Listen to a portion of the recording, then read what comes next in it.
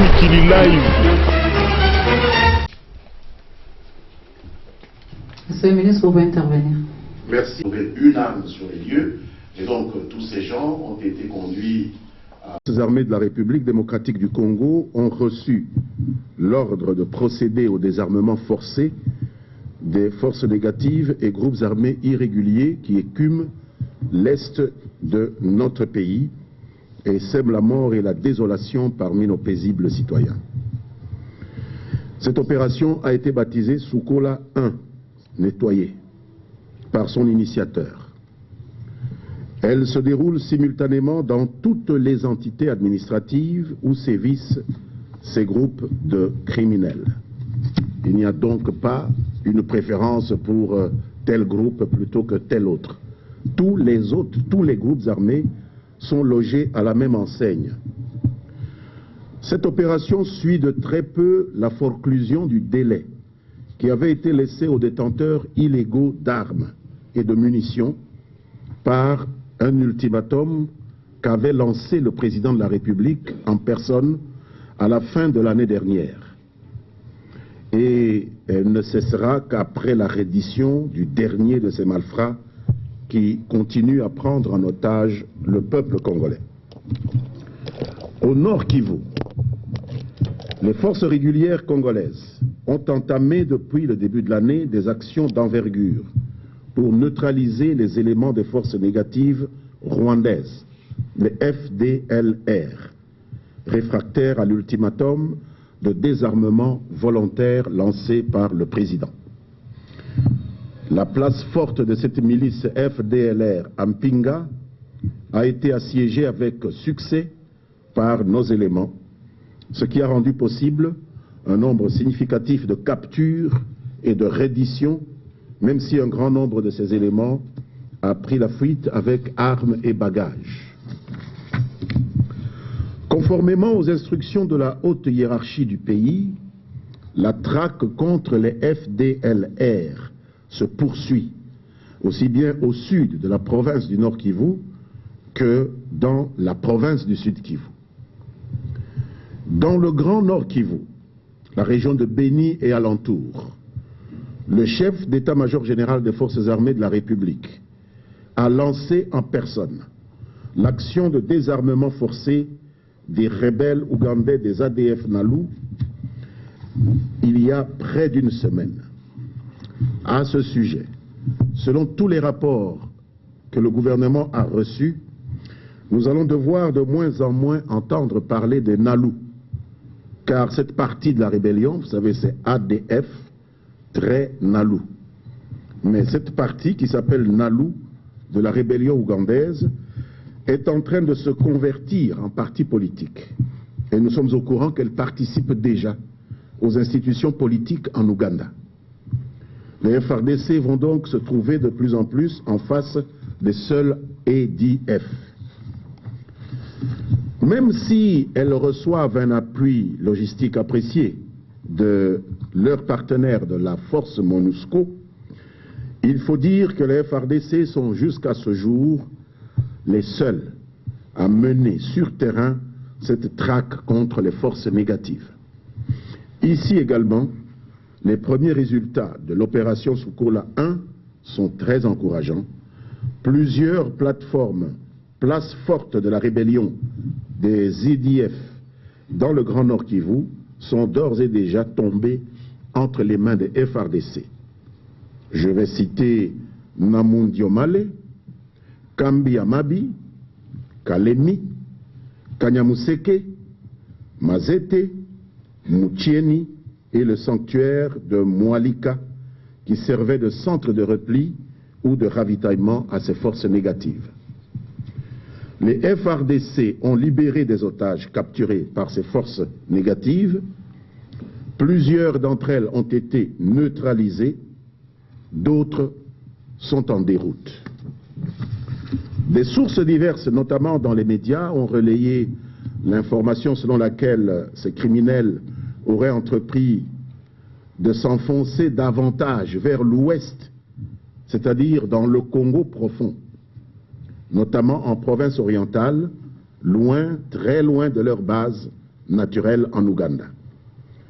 Je voudrais dire que pareil mouvement, s'il se confirmait, il ne l'est pas encore, serait tactiquement insensé, voire suicidaire, sauf s'il s'agit pour eux, in fine, de se rendre volontairement aux autorités congolaises. Ils n'ont aucune chance de survivre. Le deuxième point a trait à ces informations concernant la résurgence du mouvement M23. Il est de notoriété publique que la rébellion du M23 avait pris fin après une défaite militaire subie en novembre dernier par cette force négative, qui avait été créée de toutes pièces au Rwanda et semble bénéficier de certaines complaisances en Ouganda, malheureusement. C'est la montée en puissance des forces armées de la République démocratique du Congo, appuyées par leurs partenaires de la Brigade internationale d'intervention de la MONUSCO, qui a rendu possible cette performance.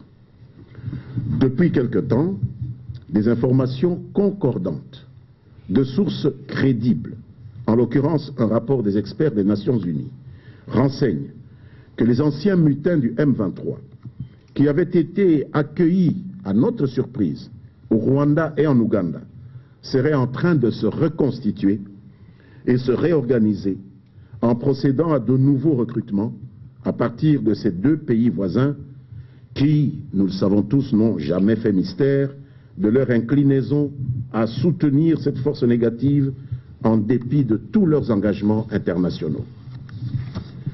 Force est de constater que ces deux pays voisins de la RDC, membres de la conférence internationale sur la région des Grands Lacs, ont accordé asile à des centaines d'éléments du M23 après la défaite militaire de ce groupe armé, et ce en violation flagrante de l'accord cadre d'Addis Abeba et de la résolution 2098 du Conseil de sécurité des Nations Unies.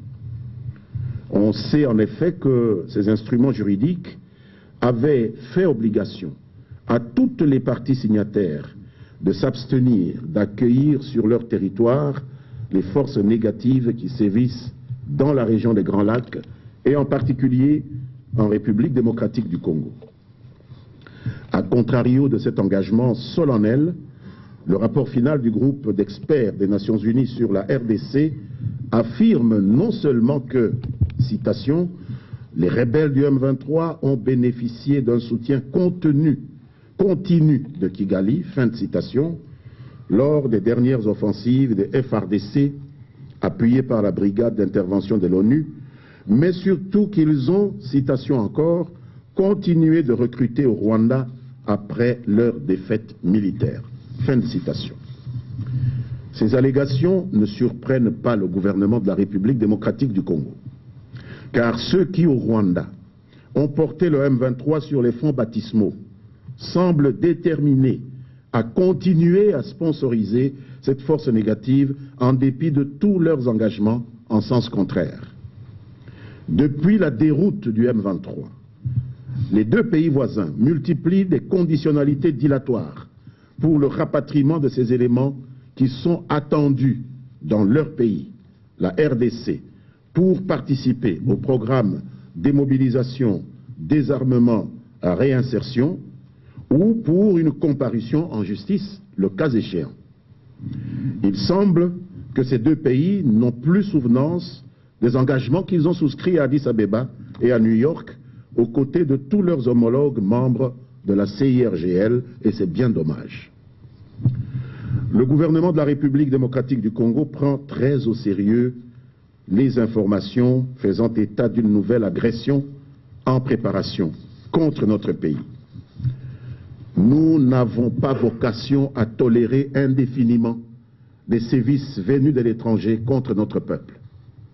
Ceux qui continuent à en rêver doivent savoir que notre ferme volonté de vivre en paix avec tous nos voisins ne doit plus jamais être considérée comme de la faiblesse. La République démocratique du Congo est préparée à répondre à toute provocation, à toute agression visant à la déstabiliser, d'où qu'elle vienne et sous quelque forme qu'elle soit. Et pour paraphraser le chef de l'État sur cette question, je dirais que toute nouvelle tentative d'agression sera suicidaire. Ceux qui, au sein de la défunte mutinerie du M23, se sentiraient pousser des ailes par les appels du pied que leur lancent les fauteurs de guerre dans la région des Grands Lacs, doivent savoir qu'il ne leur sera plus jamais donné la moindre chance de faire couler impunément le sang des Congolaises et des Congolais. La troisième partie de notre exposé concerne les suites de l'assassinat du général de brigade Mamadou Moustapha Ndala. Un certain nombre de nos compatriotes, notamment au Nord Kivu, ont rendu publiques des prises de position en sens divers au sujet des suites qu'il conviendrait d'accorder au lâche assassinat du désormais général de brigade Mamadou Ndala, victime d'une embuscade en périphérie de Béni, où il exécutait une mission de déploiement des unités du 42e bataillon commando des FARDC pour la traque des forces négatives, traque qui vient du reste de commencer dans cette région. Le gouvernement de la République a été vertement critiqué par certains pour avoir relayé les premiers rapports de son personnel militaire sur terrain, pointant un doigt accusateur sur les rebelles ougandais des ADF Nalu dans ce forfait qui a coûté la vie à Mamadou. On oublie un peu vite que cela n'a pas empêché les enquêteurs de notre justice militaire, agissant en toute indépendance, d'aller au-delà de ces premières impressions et de procéder à des interpellations d'officiers FARDC, ce qui révèle qu'aucune hypothèse n'a été ni négligée ni privilégiée. Et c'est le lieu de renvoyer les détracteurs de l'exécutif à leurs études, en rappelant que c'est à la justice et à la justice seule que revient la charge de désigner les coupables des crimes qui se commettent en République démocratique du Congo. Ce n'est pas une tâche qui relève du gouvernement de la République, même lorsque le gouvernement émet, par souci de transparence, une hypothèse qu'une source malveillante à la base peut avoir mis à sa disposition, peut-être pour égarer l'enquête. Nous sommes donc d'avis qu'il y a lieu plutôt de se féliciter de la marge d'indépendance qui a permis à notre justice militaire d'aller plus loin que les premières impressions données au gouvernement par son personnel sur terrain. Et ce n'est pas un hasard si parmi les justiciables interpellés à Béni par la justice militaire figurent certains membres de ce personnel militaire du gouvernement qui ont été naturellement les premiers à donner l'information au gouvernement. Ont-ils voulu égarer le gouvernement? L'ont-ils fait sans intention dolosive? L'enquête seule va pouvoir le déterminer. Mais s'il vous plaît, cessez de penser que lorsque le gouvernement émet une hypothèse, c'est un jugement ou un arrêt de justice qui désigne des coupables. Pour en revenir à la procédure proprement dite sur cette affaire, le gouvernement qui a pris acte de certaines demandes au sujet de l'organisation de la procédure voudrait rappeler de manière solennelle que l'enquête a bel et bien démarré sur l'assassinat du général Mamadou Moustapha Ndala. Cette enquête est conduite par un officier général, le numéro 2 de l'auditorat général des forces armées de la République, c'est-à-dire le parquet militaire de la République. Comme dans toutes les procédures judiciaires dans notre pays, la phase préjuridictionnelle est et restera secrète pour des raisons évidentes d'efficacité. Je ne connais pas de pays où l'instruction préjuridictionnelle est publique. C'est dans cette optique que s'inscrit l'interpellation à Kinshasa d'un officier, ancien collaborateur du général Mamadou, qui doit répondre devant les enquêteurs d'un certain nombre de faits, notamment le vol des effets du regretté général Mamadou, dont il s'était emparé en fouillant son corps, sans titre ni droit, après la mort de ce dernier. Alors qu'un ordre lui avait été donné après les funérailles du général Mamadou à Kinshasa, funérailles auxquelles il avait été autorisé à certains de ses collaborateurs venus de Béni de prendre part, cet officier a été instruit de rejoindre avec ses collègues la garnison de Béni pour s'y mettre à la disposition des enquêteurs. Il a violé cette consigne en restant à Kinshasa alors que tous ses camarades étaient rentrés à Béni pour se mettre à la disposition de l'enquête. Il a plutôt préféré prendre langue avec des chancelleries, avec des médias étrangers à Kinshasa pour négocier de prétendus scoops sur l'assassinat de Mamadou en échange d'un visa pour aller se la couler douce, puisqu'on croit qu'à l'étranger, on se la coule douce à l'étranger.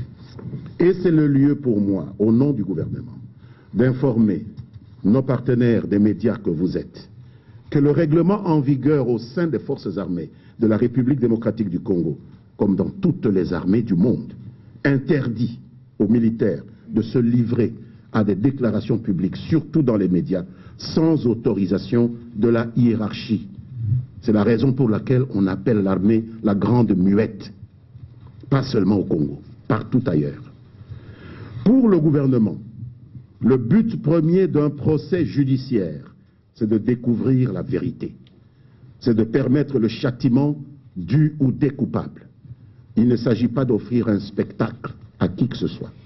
Il ne s'agit pas d'offrir un défouloir cathartique à qui que ce soit.